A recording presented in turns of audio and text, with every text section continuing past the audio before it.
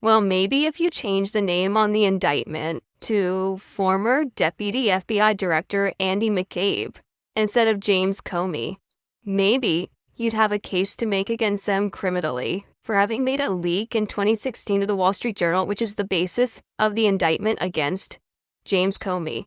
But James Comey was cleared by the Department of Justice, Office of Inspector General, of being the leaker to the Wall Street Journal, which is the very basis of what this indictment against him is all about.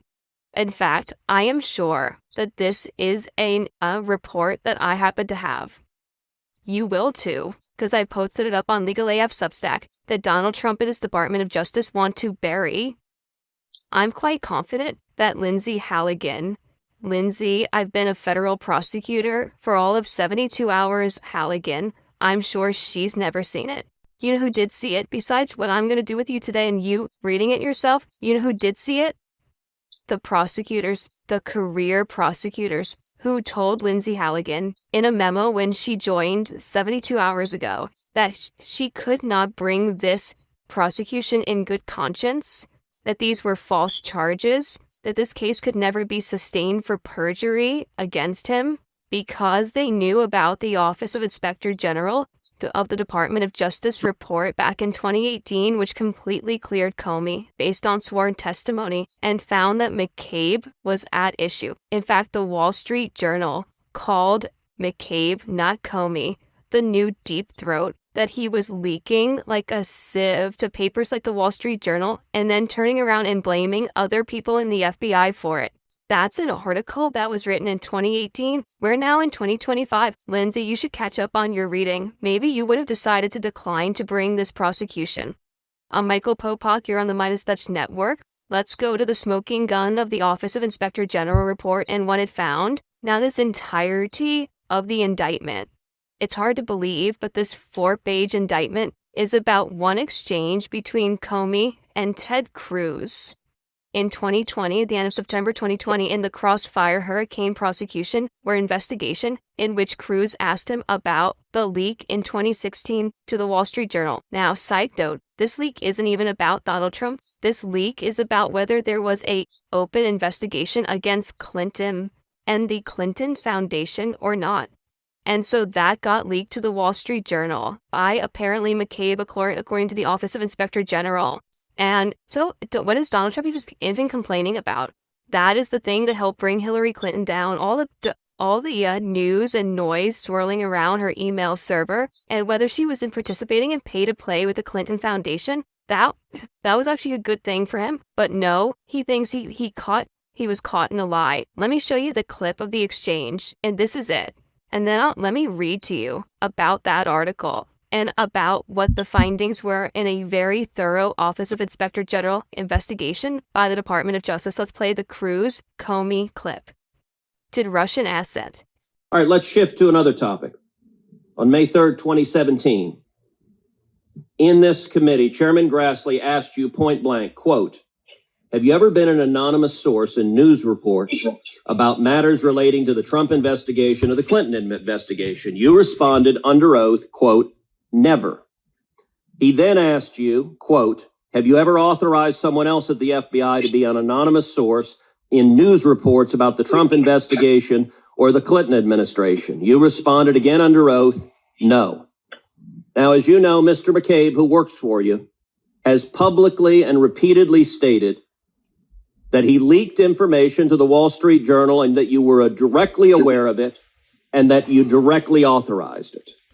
Now, what Mr. McCabe is saying and what you testified to this committee cannot both be true. One or the other is false. Who's telling the truth? I can only speak to my testimony. I stand by what the testimony you summarized that I gave in May of 2017. So your testimony is you've never authorized anyone to leak. And Mr. McCabe, if he says contrary, is not telling the truth. Is that correct? Again, I'm not going to characterize Andy's testimony, but mine is the same today. All right, I'm going to make a final point because my time has expired. This investigation of the president was corrupt. The FBI and the Department of Justice were politicized and weaponized. And in my opinion, there are only two possibilities: that you were deliberately corrupt or woefully incompetent. and I don't believe you were incompetent. This has done severe damage to the professionals and the honorable men and women at the FBI, because law enforcement should not be used as a political weapon. And that is the legacy you've left. That is the entirety under the indictment. Okay. So now let's go to the report. I got the receipts. First of all, we've got the initial findings by the Office of Inspector General. And this is what they say. As detailed was on page 1. Findings. As detailed below, we found that in late October 2016, Andy McCabe, not Comey, authorized special counsel and AD and another agent to discuss with Barrett, a reporter, issues related to the FBI's Clinton Foundation investigation. In particular, McCabe authorized the disclosure to Barrett of the contents of a telephone call. Among the purposes of the disclosure was to rebut a narrative that had been developing following a story in the Wall Street Journal earlier that questioned McCabe's impartiality. See, McCabe was wounded by a Wall Street Journal article which questions his impartiality, so he authorized a leak.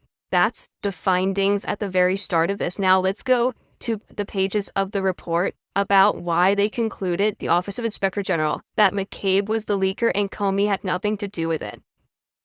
Let's go to the Comey account on bottom of page 12. We questioned Comey specifically about the portion of the Wall Street Journal article about that phone call. Comey told us that he recalled seeing this article, but did not know how that disclosure about the call happened. He said that he was very concerned about that part of the article because he felt it would further poison the FBI's relationship with the Department of Justice, and it explicitly confirmed the existence of a criminal investigation of the Clinton Foundation. Comey told us he considered the disclosure about the call problematic, and that it was sensitive FBI information and was unauthorized, unless he or McCabe authorized it, and Comey knew that he had not authorized it. Comey told us that prior to the article's publication, he did not have any discussions with McCabe about the call. According to Comey, this all under oath. According to Comey, he discussed the issue with McCabe after the article was published, and McCabe definitely did not tell me that he authorized it. In fact, quite the opposite impression. I quote from Comey, "I don't remember exactly how, but I remember some form or fashion. And it could have been like, can you believe this crap? How does this stuff get out kind of thing? But I took from whatever communication we had that he, McCabe, wasn't involved. I have a strong impression he conveyed to me it wasn't me, boss. I actually didn't suspect Andy," he said further. "After conversations with my chief of staff, my worry was another person." When asked by the OIG, the Office of Inspector General, whether he would have approved the disclosure about the call to the Wall Street Journal, this is the heart of the indictment now from last night.